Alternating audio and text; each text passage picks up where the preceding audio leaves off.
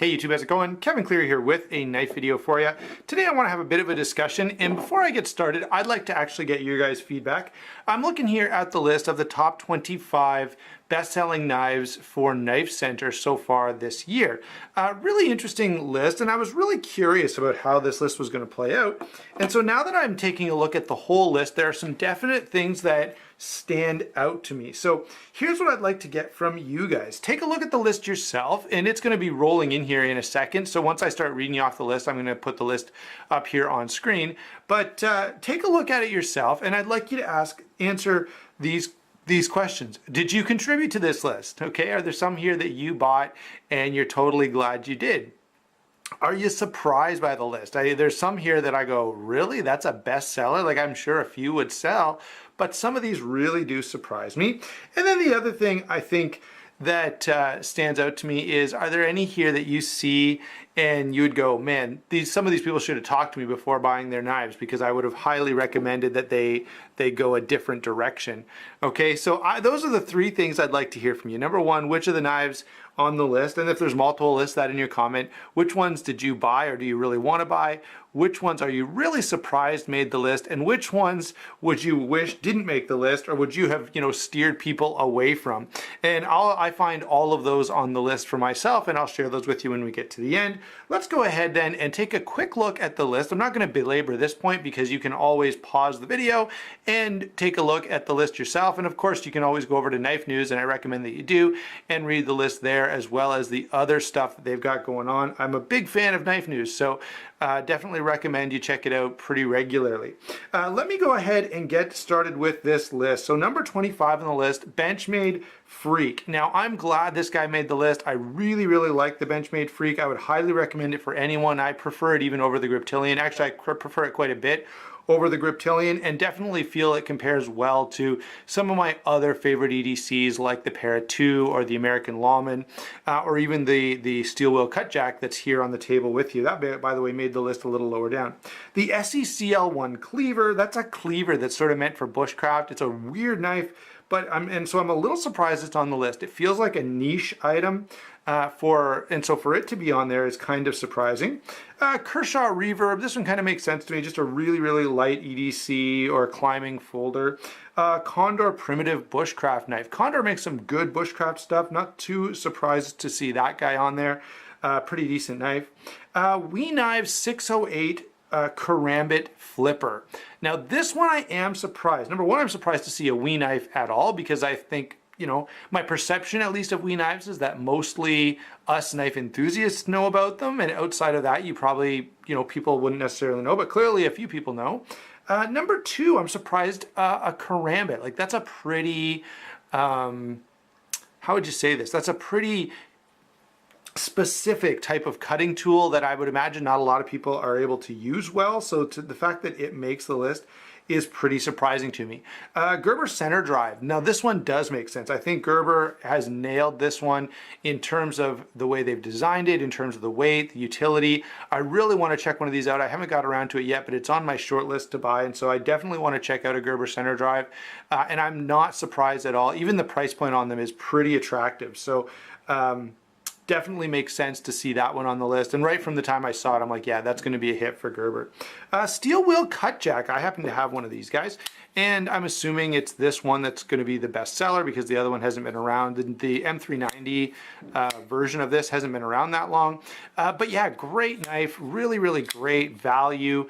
And so no surprise to me whatsoever that this is on the list. I think it absolutely belongs and totally makes sense. Mora Companion is on the list, which I get it, I think. Surprised that it's as popular as it is to be a number one seller for the year, or in the top 20 sellers for the year, 25 I should say, but there it is, number 18, Mora Companion. Number 17, Spyderco Polestar. Again, not too surprising, a fairly budget-friendly Spyderco. I think a lot of us are just Spyderco fanboys, and if they come up with something affordable, we're probably gonna buy it. Certainly I did buy this and review it, and I was not disappointed at all. I wonder where it fits. I would have liked to see maybe upgrades to the Tenacious instead of that knife, but that's fine. Microcheck Tycon, I think is the way to say that. If you want to correct my pronunciation, feel free to do so in the comments. This is a Bally, and it's a little surprising. It's cool that Microtech has a Bally. I think they have another one. I just can't think of the name of it. Cool looking knife. Again, it's surprising. You know, a balisong doesn't feel like, I mean, again, that feels like a pretty niche market that not a lot of people are going to be interested in. So I'm a little surprised that that's on the list. CRKT Snaplock, by the way, there's a bunch of balisongs on the list, and I'm going to be surprised every time. CRKT Snaplock, that's one I definitely need. This is a reintroduction for this knife, and you know, they were, I don't remember when they were discontinued from CRKT, but I definitely want to check one out. It's on my short list. Cold Steel Knives Tiger Karambit. Again, a karambit feels like a pretty specific type of knife, and so it's a little surprising to see it. Spyderco Chaparral Raffer Noble. Now this guy, again, you know, moderately priced, cool, different Spyderco. Not a total surprise to see that one on there. Tops El Shetty. This one is a bit of a surprise to me. You know, I kind of look at this and go, really? That feels again like a very specific use type of knife. Maybe people are just curious. Okay, they've used a machete and they've used something bigger and stronger, like a Becker BK9 or something. They want to try that in between. So again, you know, that's sort of the philosophy I could see behind it. So it's hard to imagine that being a bestseller.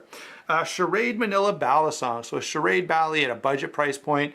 That I can kind of get. Still, a balisong being a bestseller seems strange to me. Spyderco Little Nalaka. This one I get. Again, you know, cool knife from Spyderco. And Spyderco, you know, there's a lot of people out there who just, the new stuff that's cool from Spyderco, they're just going to buy it. So I get it. Sog Baton Q2. Now this one does surprise me. I look at this and I go, yeah, that's pretty gimmicky. I can't imagine people who are informed knife buyers buying it. Although I will say this is just all sales. So a lot of these could be going to guys who are just not that big. You know, they're not collectors. They're not enthusiasts. They're just people who want a cool knife or a cool tool. So I sort of get it. This next one is a big surprise to me. Olamic Wayfarer 24/7. Now, you know, this is an expensive knife. And you know, they're usually not even available in that large of numbers. So I don't know if this was by numbers or by dollars spent. Either way, the Olamic Wayfarer seems really, really out of place on this list. I've got the Olamic Swish right here, and Olamic does a great job. I'm not arguing about that at all, and I'm glad that the Wayfarer is selling like crazy because I think it deserves to. It's a great knife, but it's really, really surprising that enough people are buying a knife at that price point to put it on the best sellers list. Let's see, CRKT Pilar, totally get it. In fact, this is a knife I really want to check out for myself. I just haven't gotten to it yet. Really, really cool knife, very well done. I think every year CRKT puts out a couple that I just think strike a chord, and this is definitely one of those without question. Benchmade proper, I think, you know, a lot of marketing there and a lot of curiosity. You know, Benchmade is known for really well put together modern folders, and so if they try to do a slip joint, people are going to be like, yeah, I'd love to know how they've done. And it seems like they've done a decent job. Now, this is not a knife I'm going to be buying, but I totally understand this one being on the list. Zero Tolerance 0850. Again, surprising. Now, this is a cool design, and ZT's marketing has been really, really strong behind this one. So I can see that contributing to sales. Probably, by the way, guys, I'm going to take a guess at this, but availability probably has a lot to do with it. So, you know, certainly a lot of people would know about the 0850, and if they went and Googled it and Knife Center was the only one that had them in stock, since everyone has the same MAP pricing, I wouldn't be surprised if that had an influence on how many of these sold from Knife Center. But again, good knife. You know, there are some things that I wasn't crazy about, but overall, I don't dislike the knife. A little surprising again for a knife of that price point to be on the list. I honestly expected, you know, these all to be, you know, between $30 to $100. So to get some high-end stuff on there is pretty encouraging. BRS Replicant, again, a Bally, a very good Bally by all accounts. Not one that I'm interested in, but again, it's surprising that balisongs are selling to the extent that they are. Maybe, I don't know, maybe there's a renewed interest in balisongs or whatever, you know. Let's see, Buck 110 Auto.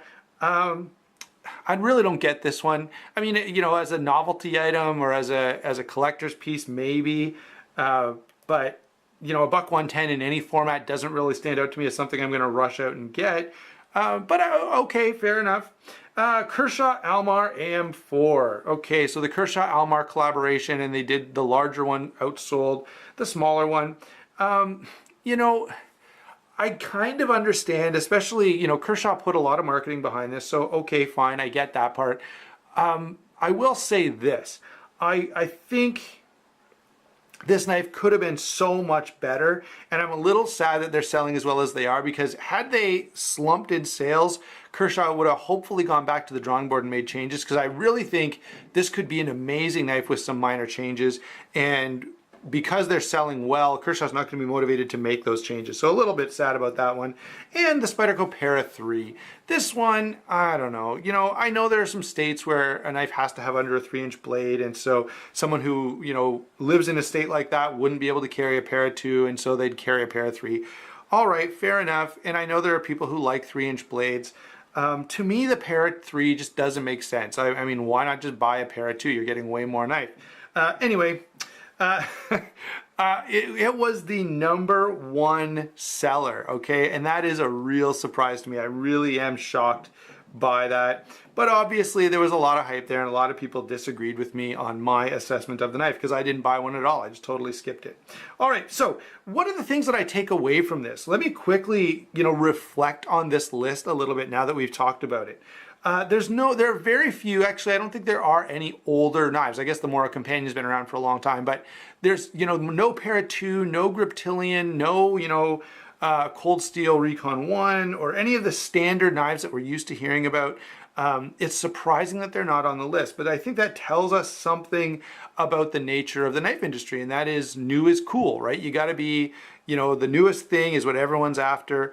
It also tells me, you know, as a reviewer, and I knew this, but it does remind me that, hey, you gotta be able to get that new stuff and get a review out, because that's what people are really interested in, as this top sales list indicates, all right?